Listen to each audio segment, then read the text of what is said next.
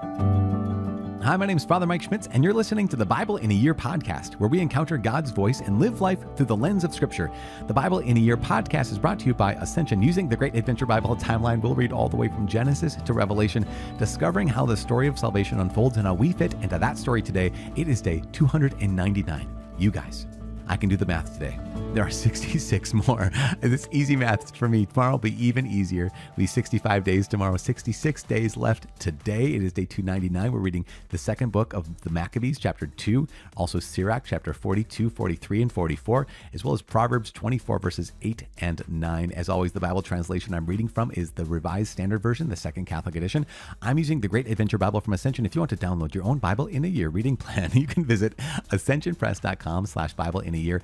If you haven't done it yet, why not get in on the last 66 days? Why not do it today? Also, did you know that you can subscribe to this podcast by clicking on subscribe in whatever place you like to listen to podcasts, except for Hallow, which is great because the benefit about Hallow, you don't have to subscribe, but you do get to have those sounds in the background. I still haven't tried it. I'm gonna though, very soon. As I said, today is day 299. We're reading 2 Maccabees, chapter 2, Sirach 42, 43, and 44, Proverbs chapter 24, verses 8 and 9. The second book of the Maccabees, chapter 2. Jeremiah hides the tent, ark, and altar. One finds in the records that Jeremiah the prophet ordered those who were being deported to take some of the fire, as has been told, and that the prophet, after giving them the law, instructed those who were being deported not to forget the commandments of the Lord, nor to be led astray in their thoughts upon seeing the gold and silver statues and their adornment. And with other similar words he exhorted them that the law should not depart from their hearts. It was also in the writing that the prophet, having received an oracle, ordered that the tent and the ark should follow with him, and that he went out to the mountain where Moses had gone up and had seen the inheritance of God. And Jeremiah came and found a cave, and he brought there the tent and the ark and the altar of incense, and he sealed up the entrance. Some of those who followed him came up to mark the way, but could not find it.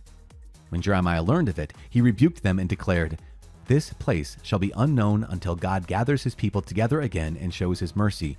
And then the Lord will disclose these things, and the glory of the Lord and the cloud will appear, as they were shown in the case of Moses, and as Solomon asked, that the place should be specially consecrated."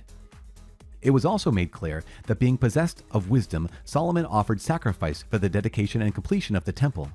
Just as Moses prayed to the Lord, and fire came down from heaven and devoured the sacrifices, so also Solomon prayed, and the fire came down and consumed the whole burnt offerings. And Moses said, "They were consumed because the sin offering had not been eaten." Likewise, Solomon also kept the 8 days. The same things are reported in the records and in the memoirs of Nehemiah, and also that he founded a library and collected the books about the kings and prophets, and the writings of David, and the letters of kings about votive offerings. In the same way, Judas also collected all the books that had been lost on account of the war which had come upon us, and they are in our possession. So if you have need of them, send people to get them for you. Since, therefore, we are about to celebrate the purification, we write to you. Will you therefore please keep the days? It is God who has saved all his people and has returned the inheritance to all, and the kingship and priesthood and consecration as he promised through the law. For we have hope in God, that he will soon have mercy upon us and will gather us from everywhere under heaven into his holy place, for he has rescued us from great evils and has purified the place. The compiler's preface. The story of Judas Maccabeus and his brothers, and the purification of the great temple and the dedication of the altar, and further the wars against Antiochus Epiphanes and his son Eupator, and the appearances which came from heaven to those who strove zealously on behalf of Judaism, so that though few in number, they seized the whole land and pursued the barbarian hordes, and recovered the temple famous throughout the world, and freed the city, and restored the laws that were about to be abolished, while the Lord, with great kindness, became gracious to them. All this, which has been set forth by Jason of Cyrene in 5 volumes, we shall attempt to condense into a single book. For considering the flood of numbers involved, and the difficulty there is for those who wish to enter upon the narratives of history because of the mass of material, we have aimed to please those who wish to read, to make it easy for those who are inclined to memorize, and to profit all readers. For us, who have undertaken the toil of abbreviating, it is no light matter, but calls for sweat and loss of sleep, just as it is not easy for one who prepares a banquet and seeks the benefit of others. However, To secure the gratitude of many, we will gladly endure the uncomfortable toil, leaving the responsibility for exact details to the compiler while devoting our efforts to arriving at the outlines of the condensation. For as the master builder of a new house must be concerned with the whole construction, while the one who undertakes its painting and decoration has to consider only what is suitable for its adornment, such, in my judgment, is the case with us. It is the duty of the original historian to occupy the ground and to discuss matters from every side and to take trouble with details.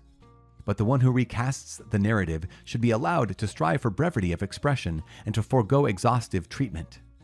At this point, therefore, let us begin our narrative, adding only so much to what has already been said, for it is foolish to lengthen the preface while cutting short the history itself.